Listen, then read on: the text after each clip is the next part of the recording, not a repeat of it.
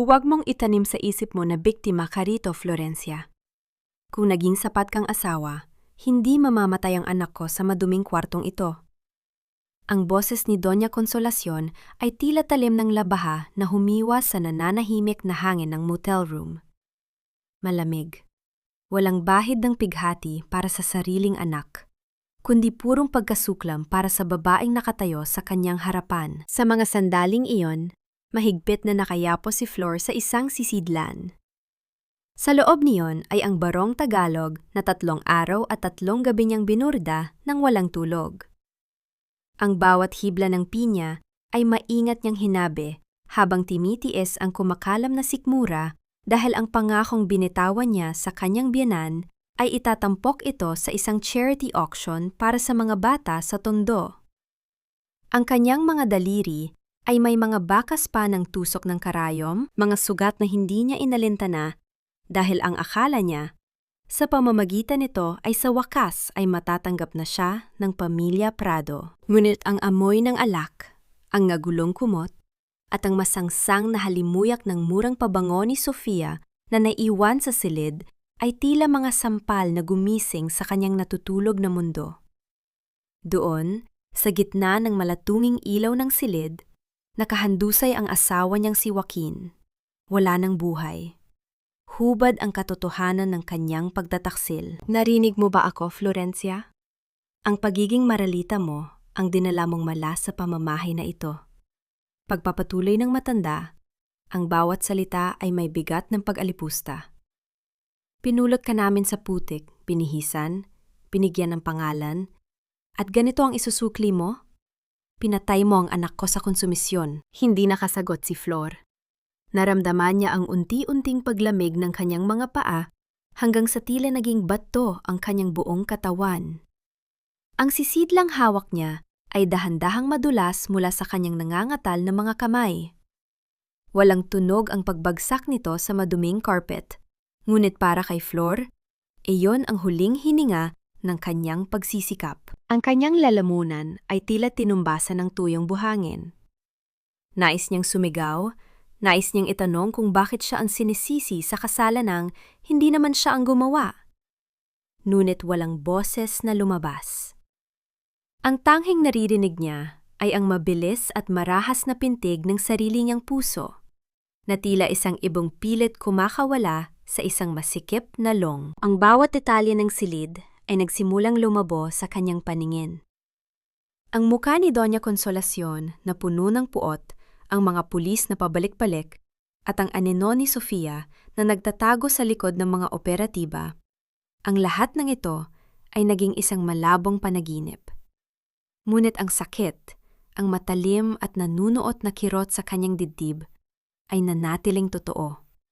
Mas totoo pa sa barong na kanyang pinaghirapan na ngayon ay nayapakan na ng sapatos ng matanda. Sa gitna ng kanyang pagkawasak, isang tanong ang paulit-ulit na umalingaw-angaw sa kanyang isipan, tila isang sumpa na ayaw siyang tantanan.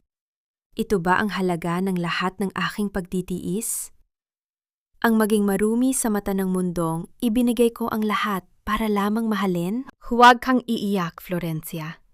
Wala kang karapatang magluksa, dahil ang bawat luhang ilalabas mo ay isang insulto sa alaala ng aking anak. Ang tinig ni Doña Consolacion ay tila isang malamig na hanging umiihip sa loob ng marangyang kapilya, kung saan ang bango ng mga mamahaling bulaklak ay hindi kayang pagtakpan ang amoy ng pagkabulok ng dangal ng pamilya Prado. Nakatayo si Flor sa isang sulok, nakabalot sa itim na tela, habang ang mga mata ng mga bisita ay tila mga karayom na tumutusok sa kanyang pagkatao. Ang mga bulong-bulungan ay tila mga bubuyog na naghahatid ng lason. Ang asawang walang silbi, ang babaeng galing sa putik na pumatay sa kanyang swerte. Sa loob ng isang pribadong silid sa likod ng kapilya, inilatag ng matanda ang isang pirasong papel sa ibabaw ng lamesang gawa sa mahogany. Ang tunog ng pagkakalapag ng papel ay tila isang haton ng kamatayan sa gitna ng katahimikan. Pirmahan mo ito, utos ng matanda.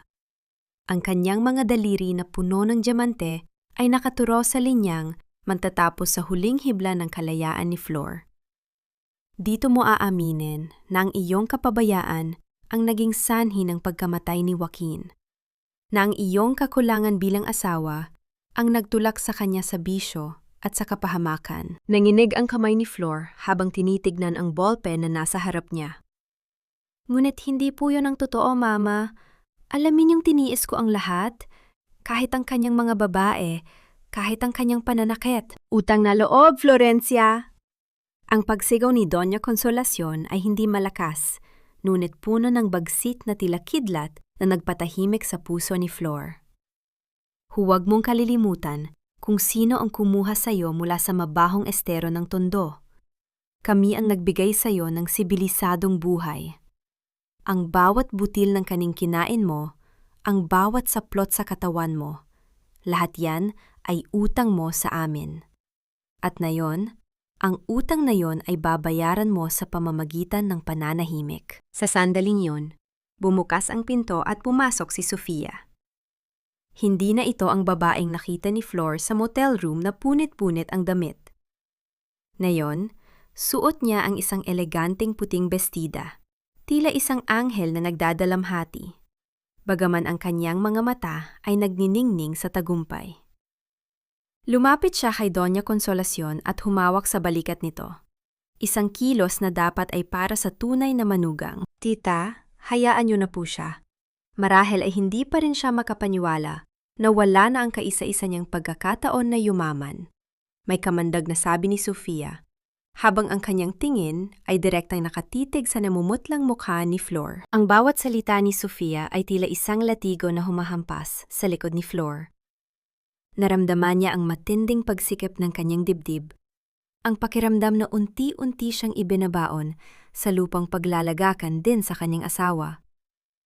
Pinilit niyang tumingin sa labas ng bintana, kung saan ang langit ay tila nagbabadya ng isang malakas na buhos ng ulan, kasing dilim ng hinaharap na naghihintay sa kanya. Dahan-dahan, sa ilalim ng bigat ng tinatawag nilang utang na loob, at ang takot na muling bumalik sa dumi ng kalsada, hinawakan ni Flor ang ballpen.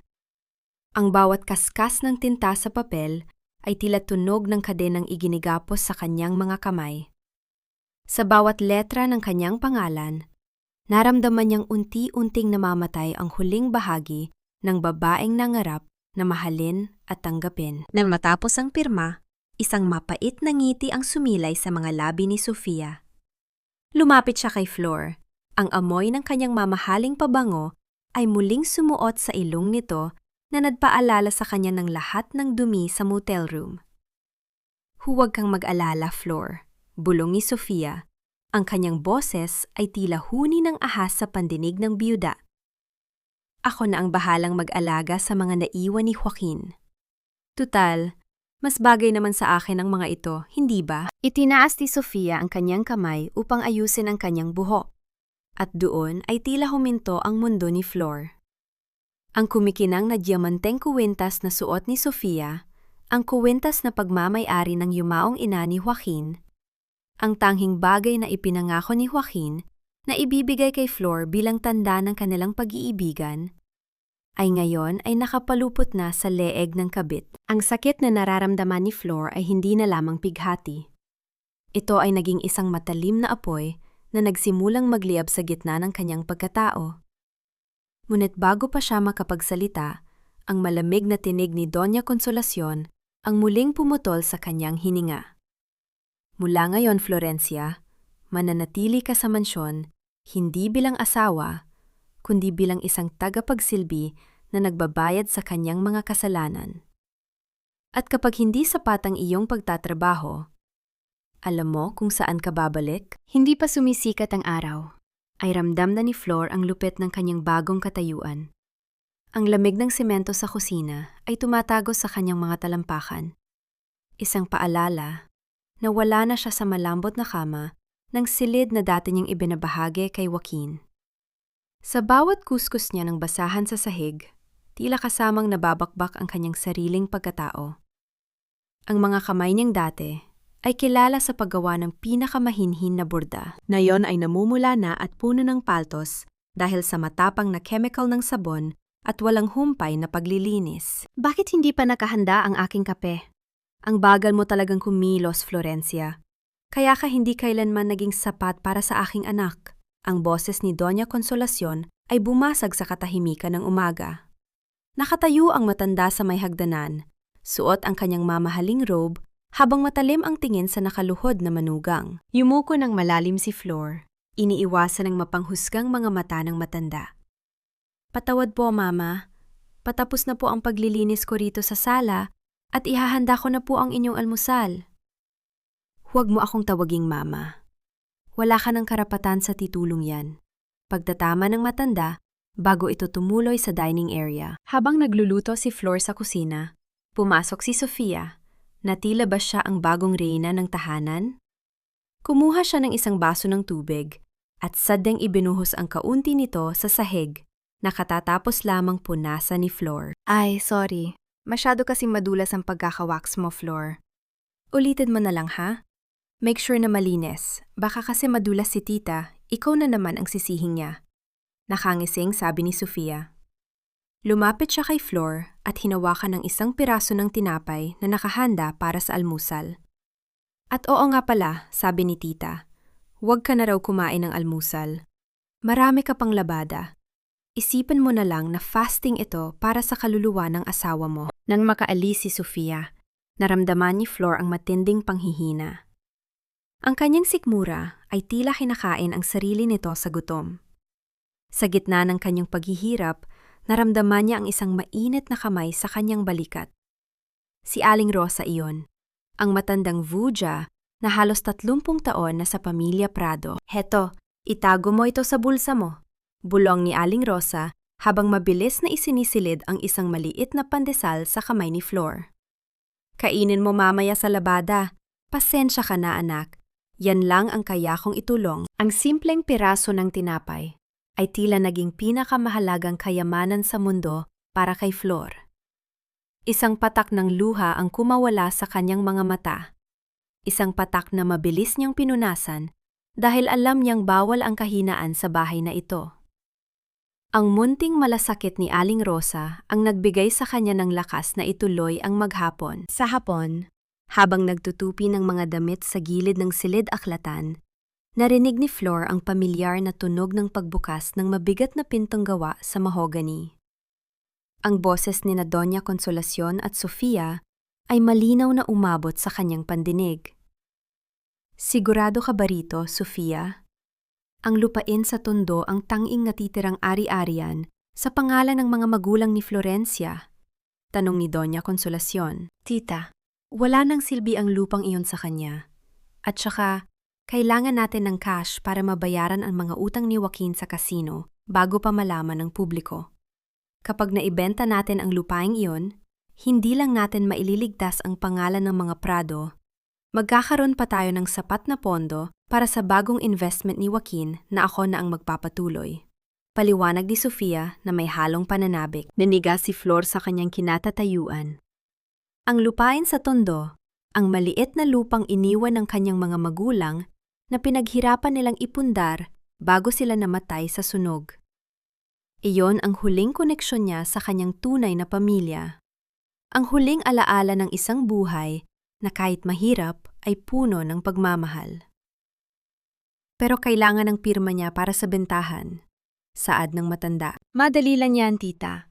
Sa kalagayan niya ngayon, isantakutin lang natin siya tungkol sa kaso ni Joaquin. Pipirma yan ng hindi nagtatanong.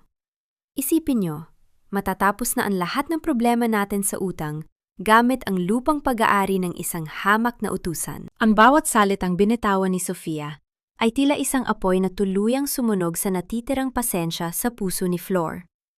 Hindi lang nila kinuha ang kanyang dangal. Nais din nilang burahin ang huling bakas ng kanyang nakaraan. Sa gitna ng dilim ng silid-aklatan, mahigpit na naikuyo ni Flor ang kanyang mga palad. Ang kanyang mga kuko ay bumaon sa kanyang balat. Ngunit ang sakit na yon ay wala pa sa kalahati ng pot na nagsisimulang mabuo sa kanyang dibdib. Napatigil ang kanyang pag-iisip nang marinig niyang papalapit ang mga yabag ng sapatos sa kinaroroonan niya. Ang pintong tila naghihiwalay sa kanyang huling pag-asa at sa ganap na pagkawasak ay dahan-dahang bumukas. "Florencia! Ano pang tinutunganga mo riyan? Halika rito sa loob! Ang matinis na boses ni Sofia ay tila humiwa sa pananahimik ni Flor. Mabilis niyang inayos ang sarili at pumasok sa silid-aklatan. Ang kanyang mga mata ay nananatiling nakayuko upang itago ang naglalagablab na emosyon sa loob. Sa gitna ng mesa ay nagkalat ang mga tumpok-tumpok na resibo, ledger, at mga dokumentong tila hindi magawang pagtugmain ni Sofia. Ayusin mo ang mga ito, utos ni Sofia habang pabagsak na naupo sa malambot na upuan. Sabi ni tita, ikaw daw ang taga-ayos ng mga records ni Joaquin noon. Siguraduhin mo magtutugma ang mga balanse rito bago matapos ang gabi. At huwag kang magkakamali dahil bawat sentimo ay ibabawas ko sa pampalibing ng asawa mo. Dahan-dahang lumapit si Flor sa mesa. Ang mga daliri niyang nanginginig sa pagod ay nagsimulang humawak sa mga papel. Sa unang tingin pa lamang, naramdaman na ni Flor ang isang pamilyar na sensasyon. Ang kanyang isipan ay tila isang malawak na habihan kung paanong kabisado niya ang bawat hibla ng sinulid sa isang komplikadong borda, ganoon din kabilis niyang nababasa ang mga numero sa harap niya. Habang naglilista, napansin ni Flor ang isang serya ng mga transfer na hindi dumaan sa pangunahing account ng kumpanya. Ang kanyang talas ng memorya ay hindi siya binigo. Natatandaan niya ang mga numerong ito mula sa huling buwan bago mamatay si Joaquin. Tila may isang malaking butas sa pondo ng kanilang foundation at ang bawat bakas ng perang nawawala ay tila may isang destinasyon. Isang account na hindi pamilyar sa mga records ng pamilya Prado, ngunit paulit-ulit na lumilitaw sa mga personal na transaksyon ni Sofia. Bakit may mga milyon-milyong piso na napupunta sa isang pribadong account sa tuwing may donasyon para sa mga bata sa Tondo? Ang tanong sa kanyang isipan. Ang kanyang puso ay mabilis na tumibo. Alam niyang ito ang ebidensyang maaari niyang gamitin. Ngunit alam din niyang sa bawat segundong tinititigan niya ang mga numerong ito, mas lalong nalalagay sa panganib ang kanyang buhay. Bakit ka tumigil? May nakita ka ba? Ang boses ni Sofia ay biglang naging mapanganib. Lumapit ang babae sa likuran ni Flor, ang amoy ng kanyang pabango ay tila sumasakal sa hangin. Wala po, Ma'am Sofia. Pinag-aaralan ko lang po kung saan nagmula ang pagkakaiba ng mga balanse. Mahinahong sagot ni Flor, bagaman ang kanyang malamig na pawis ay unti-unti nang namumuo sa kanyang noo. Siguraduhin mo lang. Isang maling galaw mo, Florencia, at hinding-hindi mo na makikita ang liwanag ng araw sa labas ng mansyong ito. Nang makaalis si Sofia upang kumuha ng alak, sandaling tumigil si Flor at tumingin sa labas ng bintana upang huminga ng malalim. Ang ulan ay nagsisimula ng pumatak at ang dilim ng gabi ay bumabalot na sa malawak na harden ng mga prado. Ngunit sa gitna ng kadiliman, sa tapat ng malaking gate ng mansyon, napansin niya ang isang itim na sasakyan na nakaparada. Sa ilalim ng liwanag ng post ng kuryente, nakita niya ang isang matangkad na lalaki na nakatayo sa labas ng sasakyan, may hawak na itim na payong. Hindi ito taga rito. Ang tindig nito ay puno ng otoridad at misteryo. Ang lalaki ay tila nakatingin ng diretso sa bintana kung nasaan si Flor. Tila ba may hinahanap? O tila ba binabantayan ang bawat galaw niya sa loob ng hawlang yon? Naramdaman ni Flor ang isang kakaibang kilabot, hindi dahil sa takot, kundi dahil sa isang pakiramdam na sa unang pagkakataon sa loob ng maraming linggo, hindi siya nag-iisa. Ngunit sino ang lalaking ito? At bakit tila ang kanyang mga mata ay naglalakbay sa bawat sulok ng mansyon ng mga Prado na tila ba isang manganggaso na naghihintay ng tamang pagkakataon? Mabilis na isinara ni Flor ang kurtina nang marinig niya ang papalapit na mga yabag ni Doña Consolacion. Ang bawat hakbang ng matanda ay tila tunog ng isang paparating na bagyo at sa pagkakataong ito, alam ni Flor na may dala itong mga dokumentong hihilingin ang kanyang huling sakripisyo. Ang huling piraso ng iyong nakaraan, Florencia. Pirmahan mo na ito at tapusin na natin ang usapang ito. Ang boses ni Doña Consolacion ay tila isang hatol na walang puwang para sa apela. Inilapag niya ang dokumento sa harap ni Flor. Ang kasulatan ng paglilipat ng pagmamay-ari ng lupain sa Tondo. Sa ilalim ng malamig na liwanag ng lampara, ang mga letra ay tila mga anino ng mga alaala ng kanyang ama at ina na pilit binubura ng pamilyang ito. Mama, ito na lang po ang natitira sa akin. Ang mahinang pakiusap ni Flor, ang kanyang boses ay nanginginig sa pag-itan ng takot at paninindigan. Ito ang pinaghirapan ng aking mga magulang. Ipinangako ko sa kanilang, hinding-hinding ko ito bibitawan. Ipinangako mo rin sa amin na magiging tapat kang asawa kay Joaquin. Ngunit tignan mo ang nangyari. Ang matanda ay tumayo at marahas na hinampas ang mesa.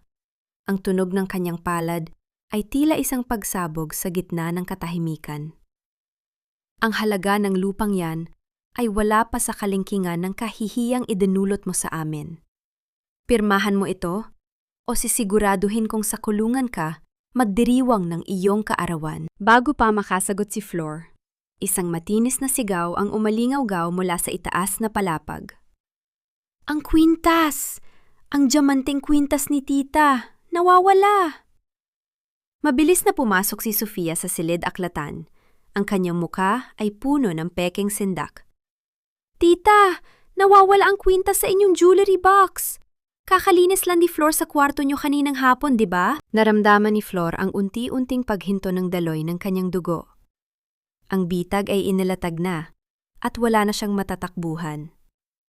Hindi pa man siya nakakapagsalita, ay marahas na siyang hinila ng 2 gwardiya patungo sa kanyang maliit na silid sa likod ng kusina. Ang kanyang silid ay tila isang basurahan nang abutan nila ito. Ang kanyang kakaunting damit ay nakakalat sa sahig, ang kanyang lumang banig ay punit-punit na. Sa gitna ng gulo, kinuha ni Sofia ang luma at sulsing bag ni Flor, ang bag na tanging dala niya mula sa Tondo. Heto ang kwintas!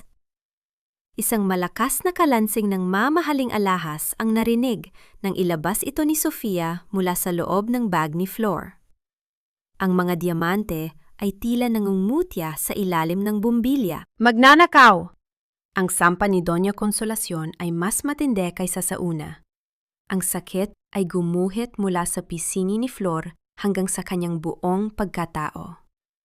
Hindi lang pala kamalasan ang dala mo, kundi pati kadumisan ng kamay. Wala kang utang na loob. Hindi ko po ninakaw yan. Ma'am Sofia, alam niyo ang totoo? Hindi natapos ni Flor ang kanyang sasabihin nang muli siyang itulak ng matanda. Wala akong pakialam sa iyong mga dahilan. Ngayong gabi, lisanin mo ang mansyong ito. Wala kang dadalhin, wala kang kukunin. Iwan mo ang lahat ng ibinigay namin sa'yo.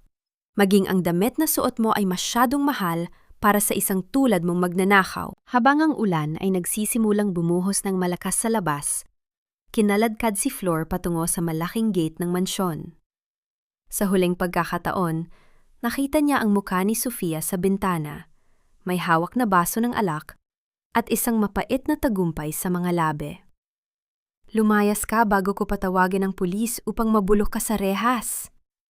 Ang huling sigaw ni Doña Consolacion ay kasabay ng marahas na pagsasara ng malaking gate ng mansyon. Naiwan si Flor sa gitna ng kalsada, basang-basa, walang sapatos, at walang kahit isang sentimo. Ang kulog ay tila nakikiramay sa kanyang paghikbi, ngunit sa gitna ng kanyang kawalan ng pag-asa, naramdaman niya ang init ng isang pares ng ilaw ng sasakyan na unti-unting lumalapit sa kanya mula sa kadiliman ng ulan. Ang pintuan ng sasakyan ay bumukas, at isang anino ang bumaba, dalang isang itim na payong. Sa gitna ng labo ng kanyang paningin, dahil sa luha at ulan, nakita ni Flor ang dulo ng isang makintab na sapatos na huminto sa harap ng kanyang nanginginig na katawan. Ang bawat patak ng ulan ay tila naging maliliit na bato na humahampas sa nanlalamig na balat ni Flor. Sa gitna ng nagngangalit na bagyo, ang langit ay tila nagluluksa rin, ngunit ang kanyang mga luha ay mabilis na nilalamon ng baha na unti-unti nang umaakyat sa kanyang mga binti. Wala siyang sapatos, at ang bawat hakbang niya sa magaspang na kalsada ay nagdudulot ng hapdi.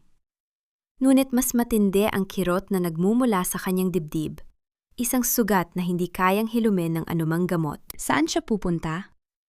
Ang bawat pinto sa marangyang subdibisyon na kanyang nilalakaran ay nananatiling sarado, tila mga pader na nagtatakwil sa isang tulad niyang itinuring na dumi. Ang lamig ay hindi lamang nanunuot sa kanyang suot na manipis na damit, kundi humahagupit hanggang sa kaibuturan ng kanyang mga buto. Naramdaman ni Flor ang unti-unting pagbigat ng kanyang mga talukap, at ang kanyang hininga ay naging maikli at gapi. Tila ba ang hangin mismo ay nakikipag-away sa kanya? Habang naglalakad sa ilalim ng nagdidilim na kalangitan, Ang kanyang isipan ay tila dinala ng hanging amihan, pabalik sa masikip at maingay na eskinita ng tondo. Tila naririnig pa niya ang malumanay na boses ng kanyang ina, habang ang amoy ng murang sabon at ang init ng kanilang maliit na dampa ay bumabalot sa kanyang gunita. Naalala niya ang mga kamay ng kanyang ina, magaspang dahil sa paglalabada ngunit puno ng pag-aaruga, na humahawak sa kanyang noo sa tuwing siya ay may lagnat. huwag kang matakot, Flor. Tila bulong ng hangin sa kanyang pandinig.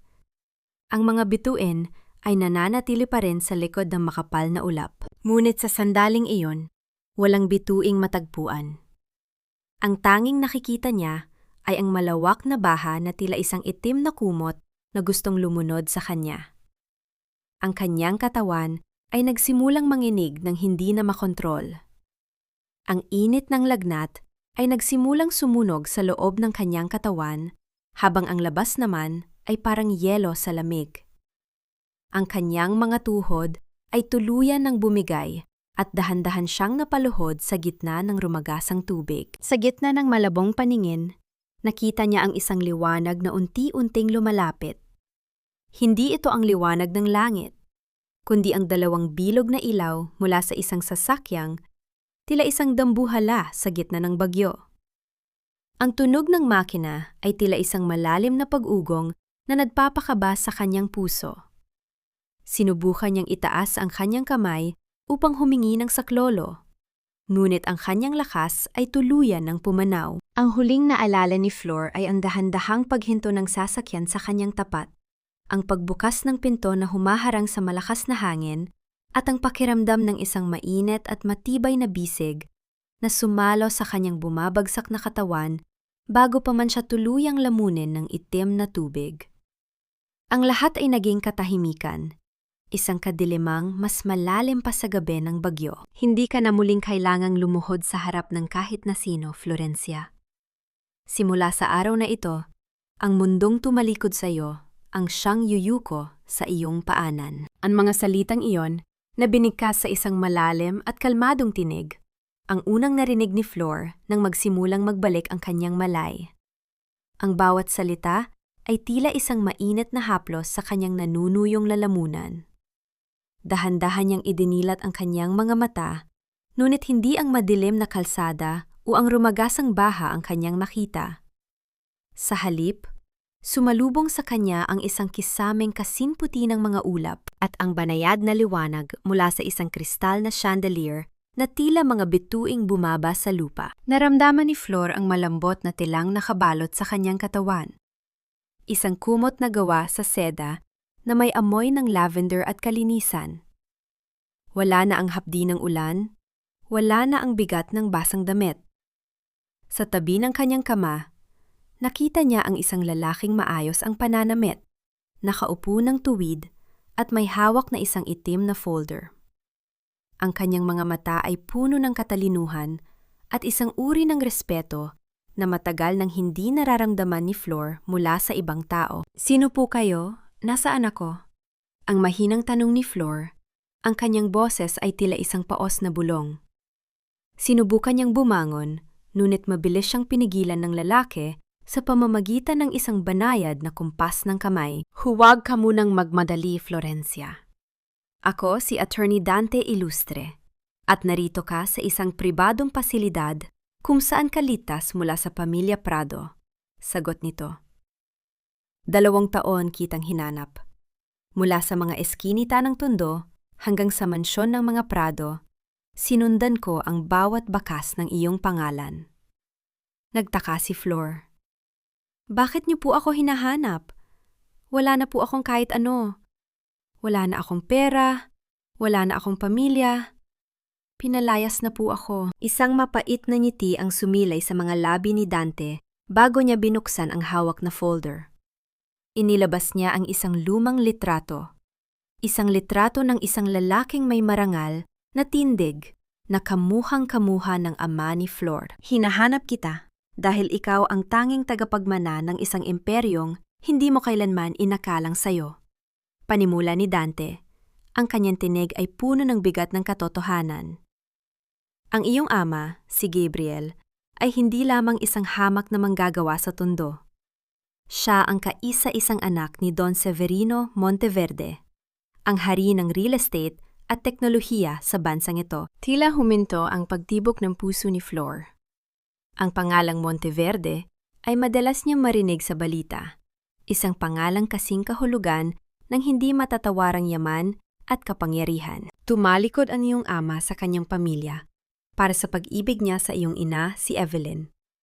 Pinili niyang mamuhay ng payak dahil iyon ang tanging paraan upang makapiling niya ang babaeng mahal niya nang walang hadlang mula sa kanyang amang mapaniil, pagpapatuloy ng abogado.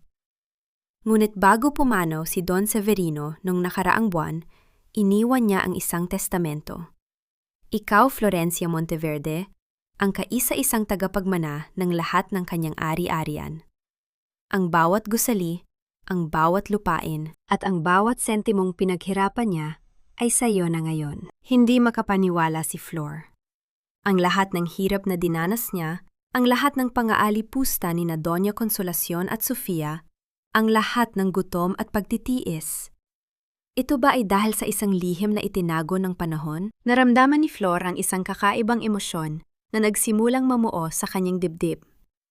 Hindi ito kagalakan, kundi isang malamig at matalim na determinasyon. Naalala niya ang bawat sampal, ang bawat pagtawag sa kanya na malas at basura. Naalala niya kung paano siya itinapon sa ulan nang walang kalaban-laban. Dahan-dahang kinuha ni Flor ang folder mula kay Dante. Sa loob niyon ay ang mga dokumentong magpapabago sa kanyang tadhana.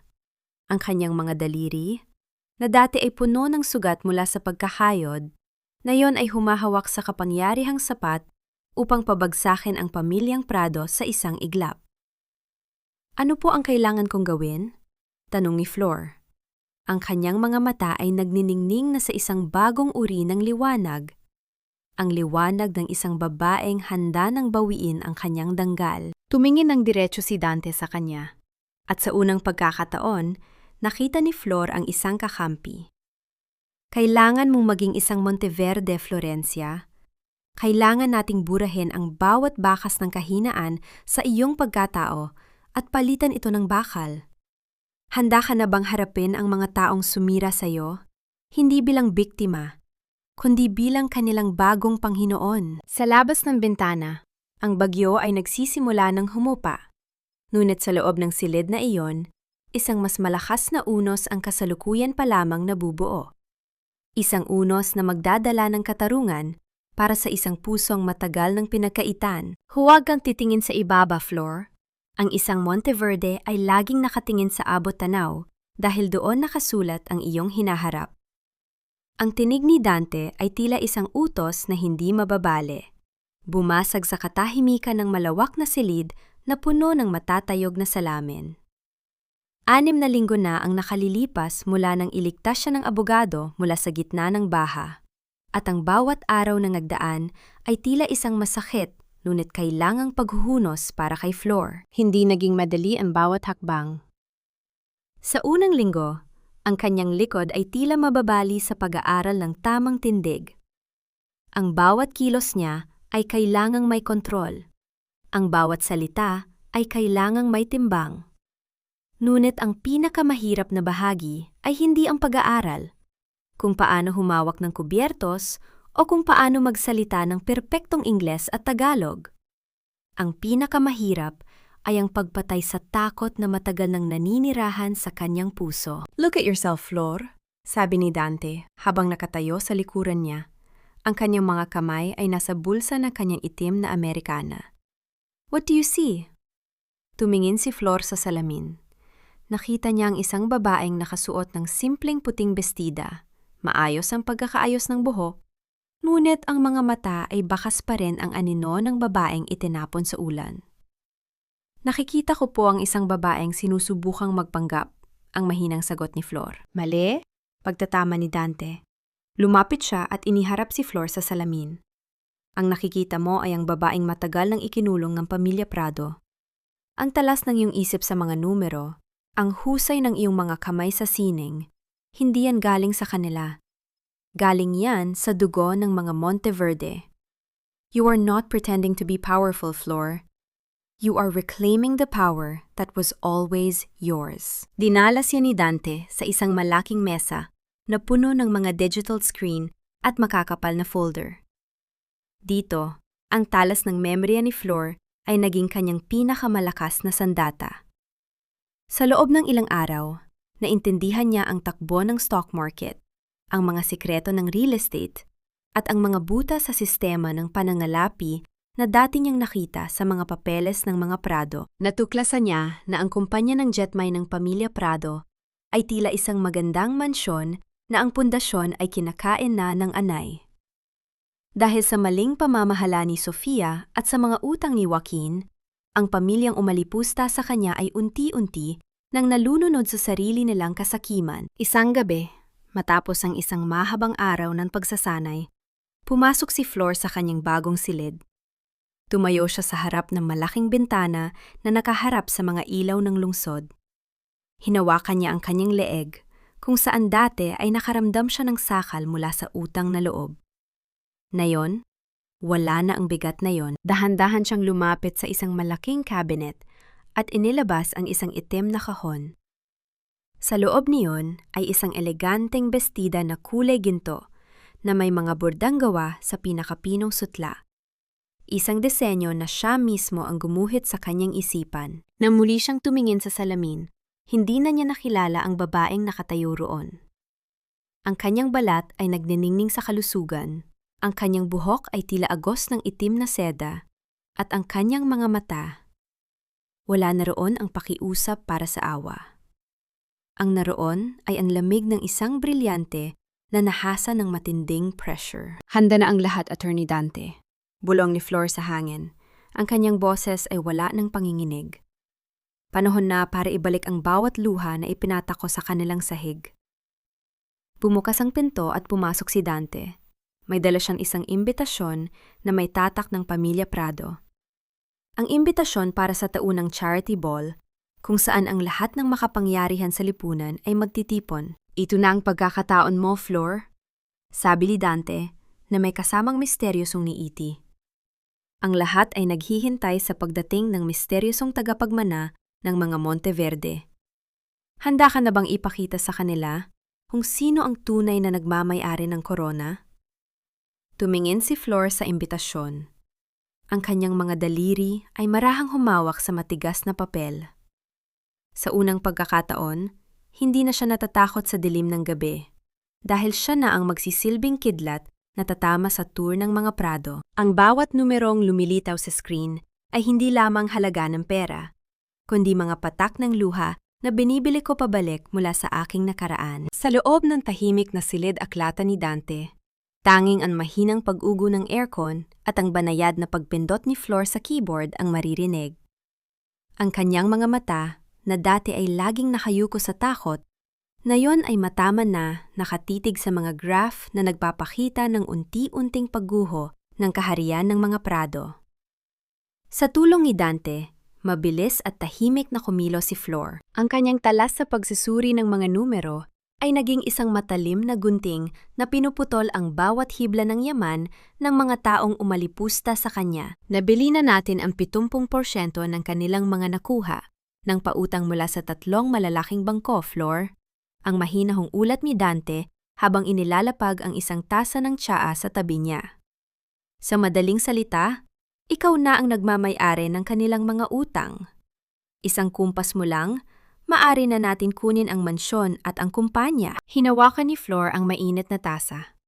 Ang kanyang mga daliri ay tila sumasayaw sa ibabaw ng porselana. Huwag muna, Dante. Ang mabilis na kamatayan ay isang biyaya. Gusto kong maramdaman nila ang unti-unting pagkaubos ng hangin sa kanilang paligid, gaya ng naramdaman ko nung ipinagkait nila sa akin ang bawat pagkakataong huminga ng maluwag. Samantala, sa loob ng mansyon ng mga Prado, ang hangin ay tila naging mabigat at mapanglaw. Nakaupo si Doña Consolacion sa kanyang paboritong silya. Ngunit wala na roon ang kanyang dating mapagmataas na tindig. Ang kanyang mga kamay na dati ay puno ng diamante, na yon ay nanginginig habang hawak ang isang ulat mula sa kanilang financial manager. Bakit bumabagsak ang halaga ng ating stocks? At bakit hindi tayo makakuha ng panibagong loan? Ang tanong ng matanda. Ang kanyang boses ay paos at puno ng pangamba. Tita, I'm doing everything I can. Ang sagot ni Sofia, na halatang pagod na rin sa pagtatago ng kanyang sariling takot sa ilalim ng makapal na makeup. May kung sinong misteryosong investor ang bumibili sa lahat ng noso natin. Someone is cornering us, tita, para tayong nilulunod sa sarili nating tubig. Ito na ba ang karma? Ang mahinang bulong ni Doña Consolacion habang nakatingin sa portrait ni Joaquin na nakasabit sa dingding. Simula nang mawala ang malas na babaeng yon, tila lalong naging malas ang bahay na ito. Sa gitna ng tensyon, isang katulong ang pumasok sa silid. May dalang isang eleganteng itim na sobre na may tatak na ginto. Ang amoy ng mamahaling pabango na nagmumula sa sobre ay agad na bumalot sa silid. Isang amoy na tila pamilyar, ngunit hindi nila matandaan kung saan nila narinig. Pinapabigay po ng isang kinatawan mula sa Monteverde Group, senyora. Ang sabi ng katulong bago mabilis na lumabas. Nang buksan ni Sofia ang sobre, isang imbitasyon para sa taunang charity ball ang lumabas. Ngunit hindi ito ordinaryong imbitasyon. Ito ay isang personal na paanyaya mula sa bagong chairperson ng Monteverde Group. Isang taong ang pangalan ay hindi binanggit ng buo, kundi isang inisyal lamang na nakasulat sa pinakailalim ng papel. F.M. Sino si F.M.? Ang tanong ni Sofia. Ang kanyang boses ay puno ng kuryosidad at kaba. Sabi nila, ang bagong tagapagmanaraw ng mga Monteverde ay isang babaeng galing sa ibang bansa na ngayon lang magpapakita sa publiko. Kailangan nating pumunta, ang mariing sabi ni Doña Consolacion habang mahigpit na hinahawakan ang imbitasyon. Ang Monteverde Group ang huling pag-asa natin. Kung makukuha natin ang kanilang loob, maililigtas natin ang kumpanya. Hindi nila alam, sa kabilang panig ng lungsod, nakatayo si Flor sa harap ng isang malaking bintana, habang pinagmamasdan ang mga bituin. Sa kanyang mga kamay ay hawak niya ang isang piraso ng sinulid na kulay ginto, ang huling hibla ng barong na 3 buwan na ang nakalilipas ay tinapakan ng kanyang biyenan. Ang bawat pagtitiis ay may hangganan, Mama, ang bulong ni Flor sa dilim. At ang hangganang iyon ay magsisimula bukas ng gabi. Ang bawat yabag ng kanyang suot na gintong sapatos sa makinis na marmol ng ballroom ay tila isang ritmong tumitibok sa bawat pusong naroroon. Sa gabing ito, ang Grand Ballroom ng isang marangyang hotel sa Makati ay puno ng halimuyak na mga sariwang bulaklak at ang banyayad na himig na mga instrumentong tila naglalakbay sa hangin. Ang lahat ng makapangyarihan at mayayaman sa lipunan ay narito. Bawat isa ay may hawak na baso ng champagne. Ngunit ang lahat ng mga mata ay nakatuon sa pintuan, naghihintay sa pagdating ng bagong reyna ng Monteverde Group. Sa isang sulok nakatayo ang mga Prado. Si Doña Consolacion ay pilit na itinatago ang kanyang kaba sa likod ng isang pamaypay na gawa sa mamahaling lace.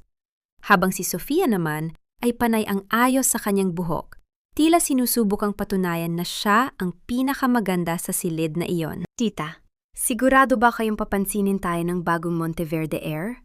Ang mahinang tanong ni Sofia, ang kanyang mga mata ay hindi mapakali sa paglilibot sa paligid. Sabi nila, napakahirap na makuha ng loob ng babaeng yon. Kailangan nating gawin ang lahat, Sofia. Ang mariing sagot ng matanda. Ang ating kumpanya ay nakasalalay sa gabing ito. Kapag hindi natin siya nakuha bilang kasosyo, bukas ay wala na tayong mansyong babalikan. Biglang tumigil ang musika. Isang katahimikan ang bumalot sa buong ballroom. Na tila ba ang hangin mismo ay huminto sa pag-ihip? Ang malalaking pinto ay dahan-dahang bumukas. At doon, sa gitna ng liwanag na tila nagnanahaw ng ningning mula sa mga bituin, lumitaw ang isang babae. Nakagown siya ng kulay gintong sutla na may mga burdang kasing pino ng agiw. Isang disenyong tila nagkukwento ng pasyensya at hirap. Ang bawat hibla ng kanyang suot ay nagniningning sa ilalim ng mga chandelier. Ang kanyang buhok ay nakapusod ng maayos, inilalantad ang kanyang mahabang leeg na pinalalamutian ng isang simpleng diamante. Ngunit hindi ang kanyang yaman ang nakakuha ng atensyon ng lahat, kundi ang kanyang tindig, isang tindig na puno ng kapangyarihan, dangal, at isang uri ng kapayapaang nanggagaling sa isang taong dumaan sa apoy at lumabas na buo. Si siya na ba yun? Ang pabulong na tanong ni Sofia na tila nakalimutan ng huminga. Bakit parang pamilyar siya? Dahan-dahang naglakad ang babae patungo sa gitna ng silid, kasama si Attorney Dante Ilustre sa kanyang tabi. Ang bawat hakbang niya ay puno ng kontrol. Ang bawat ngiti niya sa mga bisita ay may timbang ng otoridad.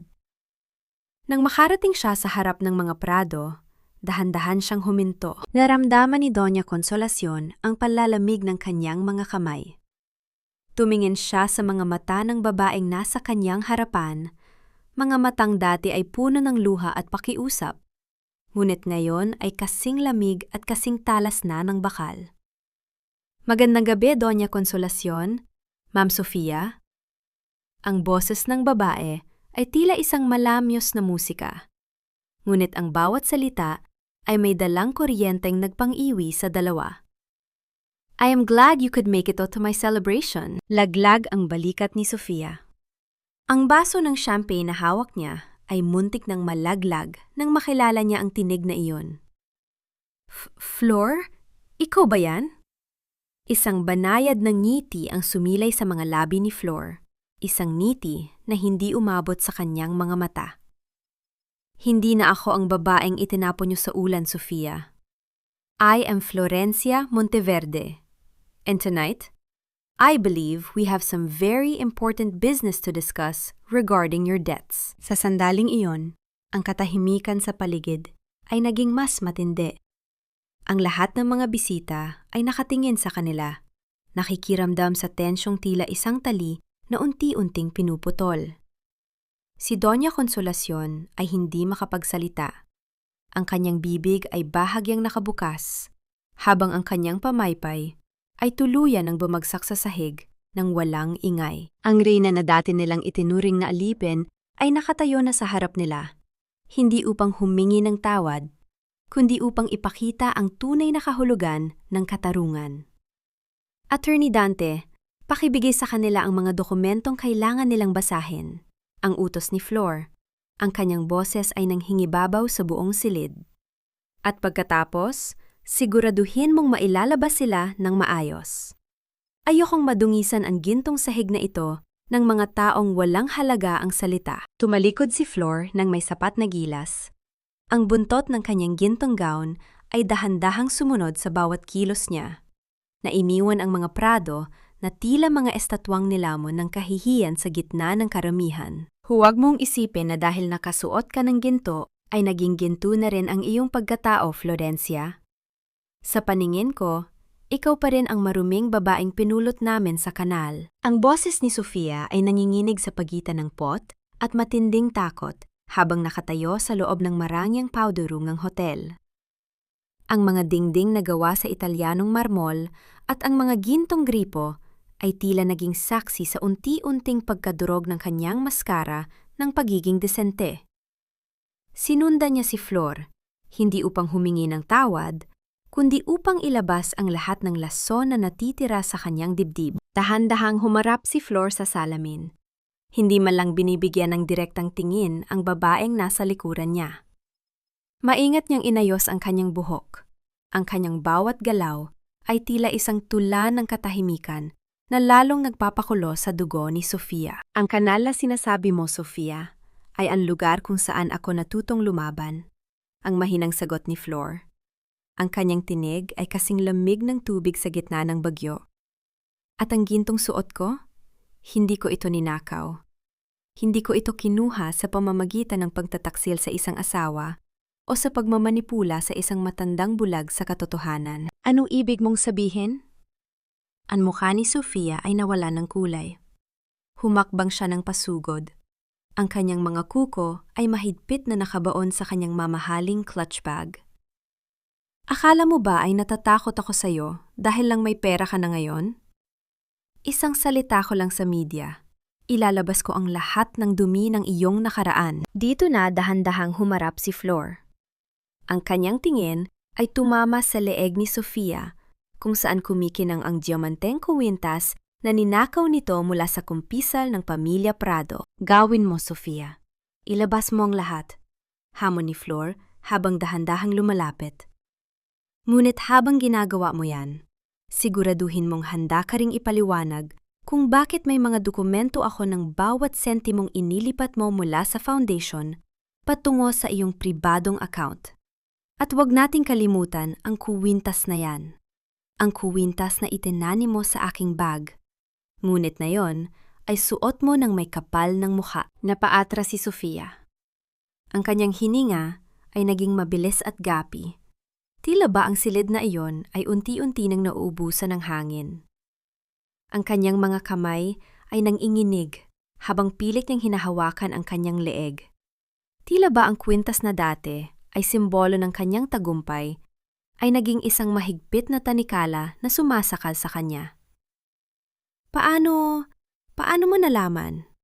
Ang nauutal na tanong ni Sofia, isang mapait at matalas na ngiti ang sumilay sa mga labi ni Flor. Nakalimutan mo na ba? Ako ang gumagawa ng iyong mga libro. Ako ang tagaayos ng iyong mga kalat. Ang bawat numerong pilit mong itinago ay nakatatak sa aking alaala. Hindi mo nang ako kinalaban bilang isang Monteverde, Sofia. Kinalaban mo ang babaeng nakakaalam ng bawat baho ng iyong kaluluwa. Lumakad si Flor patungo sa pinto, ngunit bago siya lumabas, sandali siyang huminto at lumingon ng bahagya. Ang bawat bagay na kinuha mo sa akin, ang aking dangal, ang aking tahanan, at ang aking katahimikan, ay babayaran mo ng may interes. Ang huling banta ni Flor. Umuwi ka na sa mansyon, Sofia. Damhin mo ang bawat sulok niyon ngayong gabi. Dahil bukas, ang bawat pade na kinatatayuan mo ay magiging pag-aari na ng babaeng tinawag mong basura. Naiwan si Sofia na nakatitig sa kanyang sariling refleksyon sa salamin. Ang kanyang make-up ay nagsisimula ng kumalat dahil sa pawis ng takot.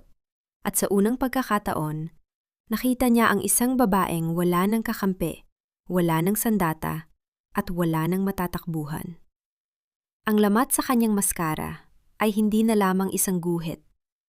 Ito ay isang malaking bitak na handa nang gumuho sa isang munting kumpas ng kamay ni Flor. Sa labas ng pinto, narinig niya ang malakas na palakpakan at tawanan ng mga bisita.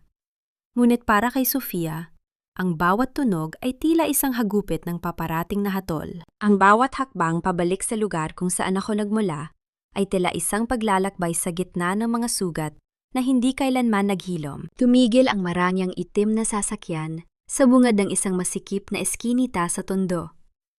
Ang amoy ng alat mula sa dagat at ang samyo ng sinusunog na basura ay humalo sa malamig na hangin ng hapon, mga pamilyar na amoy na tila bumuhay sa mga alaalang matagal nang ibinaon ni Flor sa limot. Dahan-dahan siyang bumaba. Ang kanyang mamahaling bestida ay tila isang banyaga sa gitna ng mga tagpi-tagping dampa at mga batang nagtatakbuhan sa putikan. Hindi siya nagpunta rito bilang isang Monteverde, kundi bilang ang batang si Flor na dating nang-arap sa ilalim ng mga bubong na yare sa kalawang na yero. Narating niya ang bakanting lote kung saan dating nakatayo ang kanilang maliit na bahay bago ito lamonin ng apoy. Ngayon, Mga damo at basura na lamang ang naroon. Ngunit para kay Flor, nakikita pa rin niya ang kanyang ina na masayang naglalaba at ang kanyang ama na maingat na nagtuturo sa kanya ng mga numero. Nay, Tay. Narito na po ako. Ang mahinang bulong ni Flor habang inilalapag ang isang kumpol ng mga sariwang bulaklak sa gitna ng lote. Hindi na po ako ang batang laging yumuyuko sa takot. Binawi ko na ang ating dangal. Ang katahimikan ng kanyang pag-iisa ay bumasag nang marinig niya ang tunog ng mga yabag sa likuran. Hindi niya kailangang lumingon upang malaman kung sino ito. Ang amoy ng pamilyar na cologne at ang bigat ng presensya nito ay sapat na. Si Dante, akala ko ay sa opisina kita matatagpuan. Ang malumanay na sabi ni Dante habang tumatayo sa tabi niya. Ngunit tama nga ang hinala ko. Bago ang huling laban, mas pinili mong balikan ang iyong pinagmulan. Dito ako kumuha ng lakas, Dante, sagot ni Flor. Ang kanyang tingin ay nananatili sa mga bulaklak. Dito nagsimula ang lahat ng pangarap ko, bago ito dinungisan ng pamilya Prado. Humarap si Dante sa kanya. Ang kanyang mukha ay seryoso at may dalang bigat na tila hindi kayang pasanin ng isang ordinaryong balita. Inilabas niya ang isang brown na envelope mula sa kanyang Amerikana. Flor, may kailangan kang malaman tungkol sa gabi ng pagkamatay ni Joaquin, panimula ng abogado. Nakuha ko na ang opisyal na toxicology report at ang pahayag ng nurse na tumingin sa kanya sa motel bago siya tuluyang pumanaw. Naramdaman ni Flor ang mabilis na pintig ng kanyang puso. Ano ang ibig mong sabihin? Sabi ni Doña Consolacion, namatay siya dahil sa labis na pagkapagod at dahil sa akin. Umiling si Dante. Ang kanyang mga mata ay nagminingning sa galit. Hindi, Flor. Si Joaquin ay may malalang sakit sa puso na matagal nang inililihim ng pamilya nila. Ngunit ang dahilan ng kanyang pag-atake sa motel ay hindi natural. May nakitang bakas ng gamot sa kanyang katawan. Isang uri ng stimulant na bawal sa kanyang kondisyon. At ayon sa saksing nakuha ko, si Sofia ang mismong bumili ng gamot na iyon ilang oras bago sila magkita sa motel. Nanigas si Flor sa kanyang kinatatayuan. Ang hangin sa paligid ay tila naging yelo sa lamig. Ibig mong sabihin, pinlano ni Sofia ang lahat? Pinatay niya si Joaquin para makuha ang yaman. At pagkatapos, ay isinisi ang lahat sa akin? Higit pa roon, Flor, ang daddag ni Dante. Ang kanyang boses ay tila isang babala. Alam ni Doña Consolacion ang tungkol sa gamot. Pinagtakpan niya ang lahat para hindi madungisan ang pangalan ng mga Prado. At mas pinili niyang sirain ang buhay mo kaysa aminin na ang anak niya ay namatay sa kamay ng kanyang sariling kabit. Isang matalim na sakit ang gumuhit sa puso ni Flor. Ngunit sa pagkakataong ito, hindi ito sakit ng pighati. Ito ay sakit ng isang katotohanang nagpaliyab sa kanyang huling hibla ng awa. Ang kanyang mga luha ay unti-unting natuyo, pinalitan ng isang matigas at malamig na determinasyon. Hindi lang nila kinuha ang asawa ko, Dante. Ang boses ni Flor ay tila nang gagaling sa kailaliman ng lupa. Ginamit nila ang kanyang kamatayan upang gawin akong alipin. Hinayaan nilang mabulok ang aking pagkatao sa ilalim ng isang kasalanang sila ang may gawa. Tumingin si Flor sa madilim na kalangitan ng tondo, kung saan ang mga unang bituin ay nagsisimula ng magpakita. Ngunit ang kanyang paningin ay nakatutok sa bukas, sa araw ng paghuhukom na hindi na mapipigilan. Dante, ihanda mo ang lahat, ang mariing utos ni Flor. Gusto kong makita ang bawat isa sa kanila na nagmamakaawa sa katarungang ipinagkait nila sa akin. At sisiguraduhin kong sa kulungan sila magtatapos kasama ang lahat ng kasinungalingang binuo nila. Habang papalayo ang kanilang sasakyan sa madilim na eskinita, isang kidlat ang gumuhit sa langit. Tila isang hudyat na ang tunay na bagyo ay darating na. Isang bagyong hindi hihinto hanggat hindi nalilinis ang bawat dumi ng nakaraan. Hindi ito tungkol sa paghihigante, Flor. Ito ay tungkol sa pagbabalik ng balanse sa isang mundong Ninakawan ka ng lahat. Ang tinig ni Dante ay tila isang malalim na kumpas ng orasan sa gitna ng katahimikan ng kanyang opisina. Nakatayo si Flor sa harap ng malawak na salamin na bintana, pinagmamasdan ang mga naglalakihang gusali ng Makati na tila mga higanteng nagbabantay sa gabi. Sa kanyang kamay ay hawak niya ang isang lumang litrato, ang tanging alaala niya ng kanyang ama na nakangiti sa harap ng kanilang dampa sa tondo. Ang kaibahan ng kanyang marangyang kasuotan ngayon at ang kahirapan sa litrato ay isang mabatong paalala kung gaano kalayo na ang kanyang nilakbay sa gitna ng mga tinik. Dahan-dahang lumapit si Dante at inilapag ang huling salaysay na kailangan nila. Nakausap na namin si Mang Mario, ang dating accountant ng mga plado, na tinanggal nila nang subukan niyang magreklamo tungkol sa mga pekeng resibo ni Sofia. Handa na siyang tumistigo. Kasama ang toxicology report at ang mga bank transfers, wala na silang kawala, Flor. Bukas, sa harap ng board of directors, guguho ang lahat ng kanilang pinaghirapang itago. Naramdaman ni Flor ang isang kakaibang pang-ininig sa kanyang mga daliri. Hindi ito dahil sa takot, kundi dahil sa bigat ng katarungang sa wakas ay abot kamay na niya. Naalala niya ang bawat gabi na natulog siyang gutom sa sahig ng kusina. Ang bawat mura ni Doña Consolacion na tila lason sa kanyang pandinig. At ang tawa ni Sofia habang ninanakaw ang bawat piraso ng kanyang kaligayahan. Si Joaquin, ang mahinang simula ni Flor, ang kanyang boses ay puno ng mapait na panghihinayang. Akala ko ay mahal niya ako. Akala ko ay proteksyon siya laban sa mundong ito. Ngunit tila ako pala ang ginamit na panangga para sa lahat ng kanyang mga pagkukulang. Pinatay siya ng sarili niyang pamilya, Dante. Pinatay siya ng kasakiman ng mga taong dapat ay nagmamahal sa kanya. Iyon ang dahilan kung bakit kailangan mong tapusin ito, ang mariing tugon ni Dante. Hindi lamang para sa iyong sarili, kundi para na rin sa katotohanang matagal nilang ibinaon. Ang katarungan ay hindi laging masaya, Flor. Minsan, ito ay kasing pait ng gamot. Ngunit kailangan itong inumin upang gumaling ang sugat. Humarap si Flor sa kanya. Ang kanyang mga mata ay nagniningning sa ilalim ng malamig na liwanag ng opisina. Wala na roon ang emosyon ng isang biktima. Ang natira ay ang matibay na paninindigan ng isang babaeng handa ng maningil. Handa na ang lahat, Dante, ang sabi ni Flor. Ang bawat salita ay may timbang ng isang sumpa. Siguraduhin mong walang makakalusot. Gusto kong makita ang kanilang mga mukha sa sandaling mapagtanto nilang ang babaeng itinuring nilang basura ay siya palang may-ari ng kanilang hininga. Isang tawag mula sa kanyang sekretarya ang bumasag sa tensyon.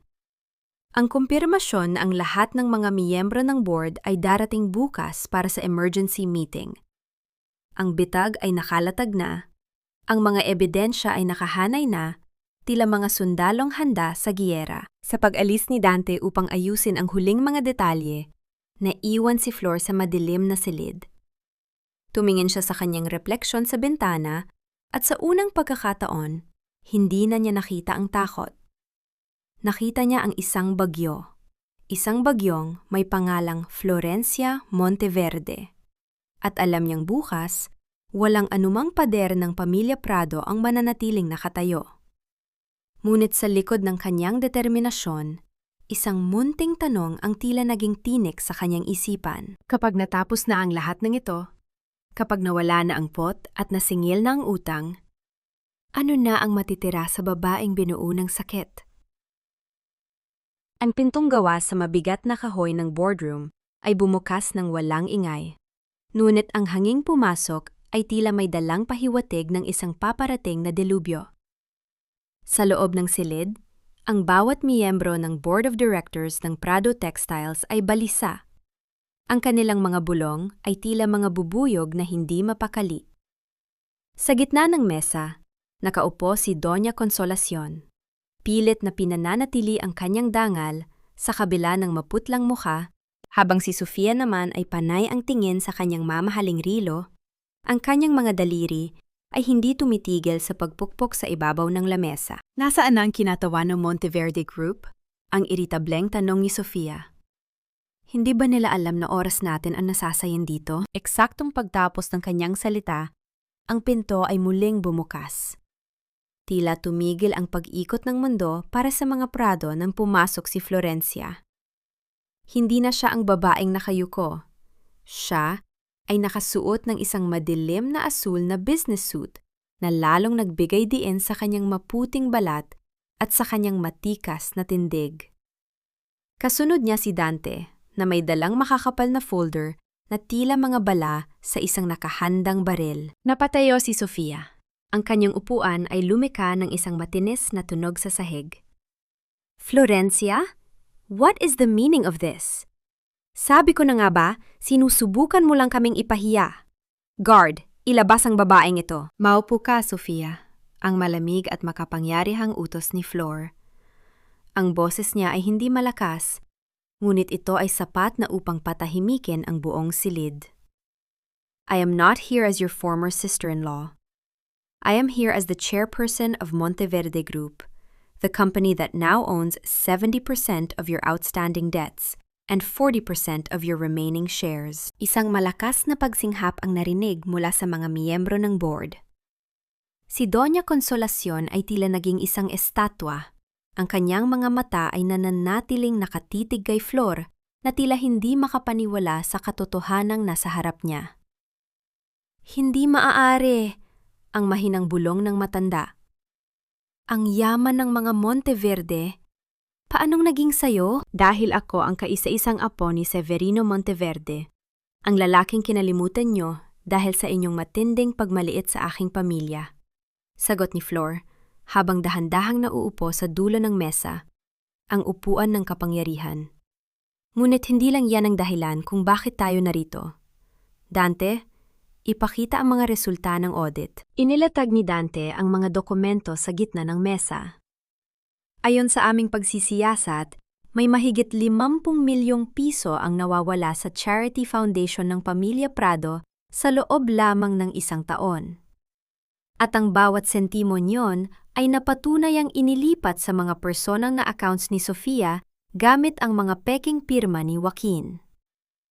Kasinungalingan yan! Sigaw ni Sofia, ang kanyang mukha ay naging kasing pula ng apoy sa galit at takot. Gawa-gawa niyo lang yan dahil gusto niyo kaming pabagsakin. Hindi lang yan, Sofia, ang pagpapatuloy ni Flor. Ang kanyang mga mata ay tila mga kutsilyong humihiwa sa bawat depensa ng kaaway. Hawak ko rin ang toxicology report ni Joaquin. Alam ko ang tungkol sa gamot na ibinigay mo sa kanya sa motel. Alam ko na alam mong may sakit siya sa puso, ngunit pinili mo pa ring bigyan siya ng stimulant upang mapabilis ang kanyang katapusan. Sa sandaling iyon, ang katahimikan sa boardroom ay tila naging isang mabigat na kumot. Ang tunog ng marahas na pagbukas ng pinto sa labas ay umalingaw-ngaw, kasunod ang mabibigat na yabag ng mga opisyal ng pulisya na pumasok sa silid. Sofia Santos, you are under arrest for embezzlement and frustrated homicide in relation to the death of Joaquin Prado. Ang mariing deklara ng isang opisyal. Naramdaman ni Sofia ang lamig ng bakal na posas na isinara sa kanyang mga kamay. Ang kanyang mga sigaw ng pagtutol ay tila naging mga hikbi ng isang talunang hayop habang kinakaladkad siya palabas ng silid. Ang kanyang makeup ay kumalat na sa kanyang mukha. Isang larawan ng ganap na pagkagapi. Naiwan si Doña Consolacion na nakaupo sa gitna ng kaguluhan. Ang lahat ng kanyang ipinagmamalaking dangal, ang kanyang mansyon, ang kanyang pangalan, ang lahat ay naglaho sa isang kisap mata. Tumingin siya kay Flor. Ang kanyang mga labi ay nanginginig, at ang kanyang mga mata ay puno ng pagsisisi na huli na para sa lahat. Dahan-dahang lumapit si Flor sa matanda.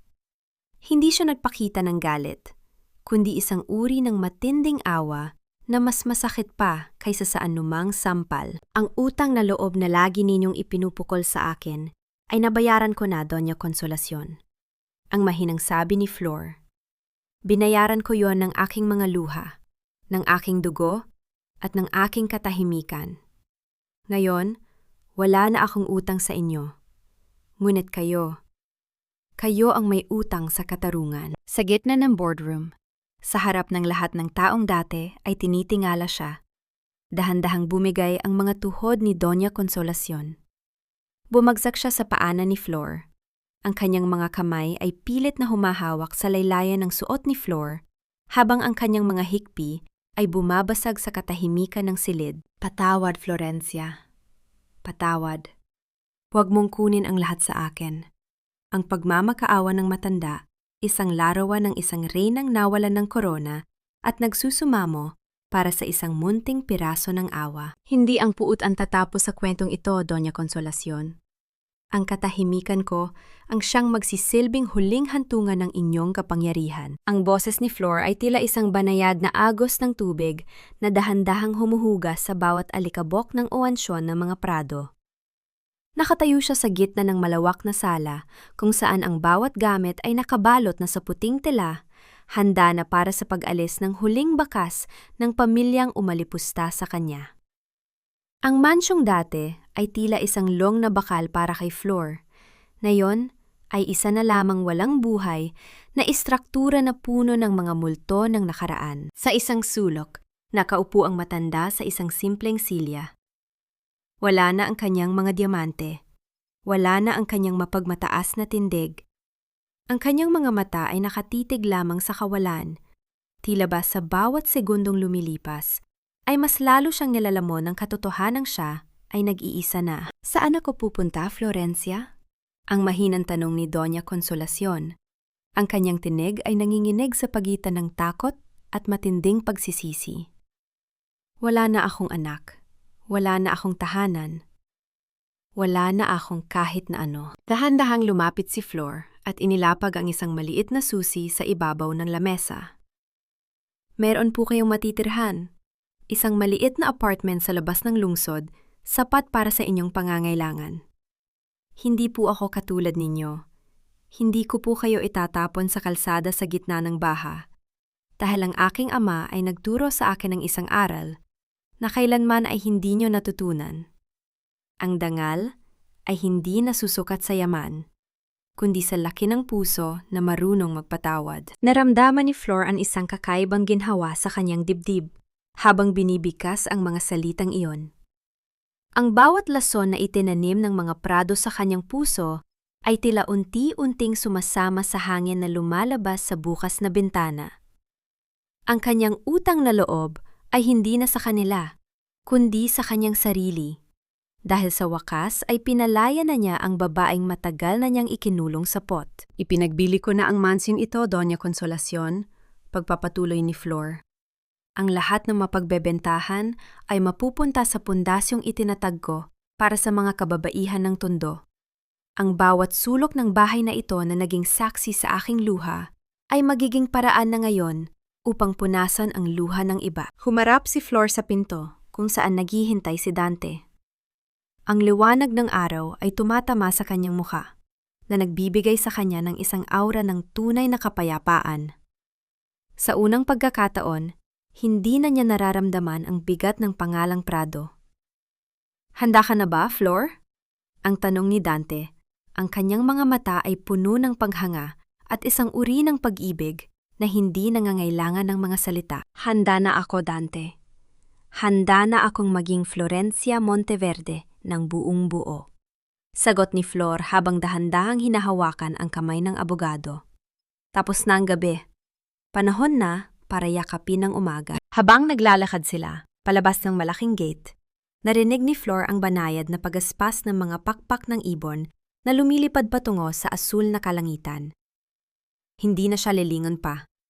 Ang bawat hakbang niya, palayo sa mansyon, ay isang hakbang patungo sa isang buhay na siya mismo ang bubuo.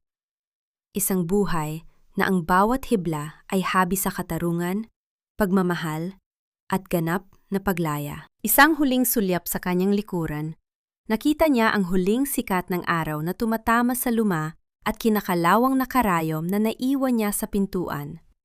Isang simbolo na ang kanyang pananahi sa sariling tadhana ay tapos na, at ang obra maestrang kanyang binuo ay mas matibay pa sa anumang diamante. Ang dapit hapon sa Manila Bay ay tila isang pintura ng ginto at apoy, kung saan ang langit at dagat ay nagtatagpo sa isang mahigpit na yakap.